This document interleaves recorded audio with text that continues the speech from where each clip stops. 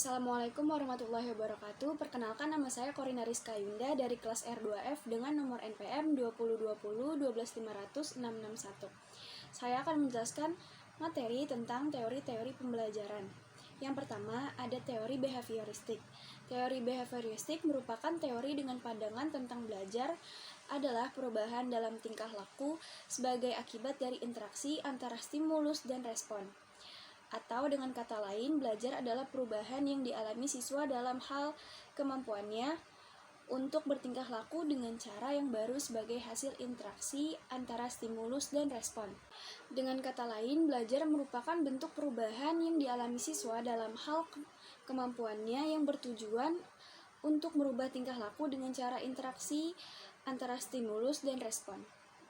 Menurut Watson, tingkah laku siswa merupakan hasil dari pembawaan genetis dan pengaruh lingkungan.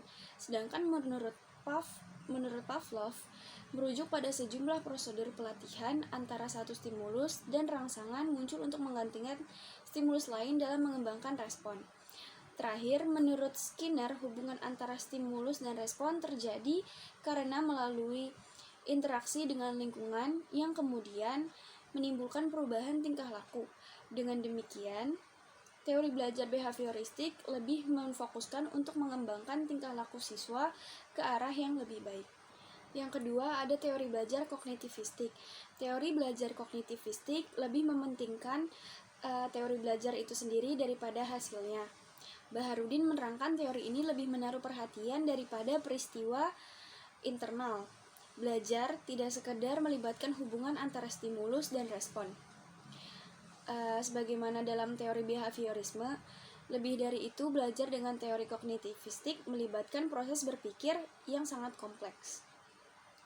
Teori belajar kognitif berbeda dengan teori belajar behavioristik. Teori kognitif lebih mementingkan proses belajar daripada hasilnya. Para penganut aliran kognitif mengatakan bahwa belajar tidak sekedar melibatkan hubungan antara stimulus dan respon, tidak seperti model belajar behavioristik yang mempelajari proses belajar hanya sebagai hubungan stimulus-respon. Model belajar kognitif mengatakan bahwa tingkah laku seseorang ditentukan oleh persepsi serta pemahamannya tentang situasi yang berhubungan dengan tujuan pembelajarannya. Perubahan belajar merupakan persepsi dan pemahaman yang tidak selalu dapat terlihat sebagai tingkah laku yang nampak. Yang ketiga, ada teori humanistik. Teori humanistik berasumsi bahwa teori belajar apapun baik dan dapat dimanfaatkan, asal tujuannya untuk memanusiakan manusia, yaitu pencapaian aktualisasi diri, pemahaman diri, serta realisasi dari orang belajar secara optimal. Hal mendasar dalam pendidikan humanistik adalah keinginan untuk mewujudkan lingkungan belajar yang menjadikan peserta didik terbebas dari kompetisi yang hebat, kedisiplinan yang tinggi, dan ketakutan gagal. Prinsip-prinsip pendidikan humanistik yang pertama adalah siswa harus dapat memilih apa yang mereka ingin pelajari.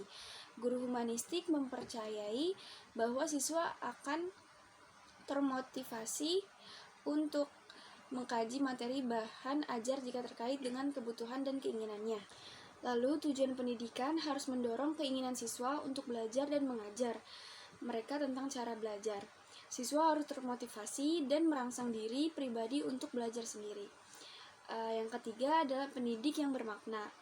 Lalu, pendidik humanistik percaya bahwa baik perasaan maupun pengetahuan sangat penting dalam proses belajar dan tidak memisahkan domain kognitif dan afektif. Yang keempat, ada teori belajar sibernetik. Teori belajar sibernetik merupakan teori belajar yang relatif baru dibandingkan dengan teori-teori belajar yang sudah dibahas sebelumnya. Teori ini berkembang sejalan dengan perkembangan teknologi dan ilmu informasi. Menurut teori sibernetik, belajar adalah pengolahan informasi, seolah-olah teori ini mempunyai kesamaan dengan teori kognitif, yaitu mementingkan proses belajar daripada hasil belajar itu sendiri.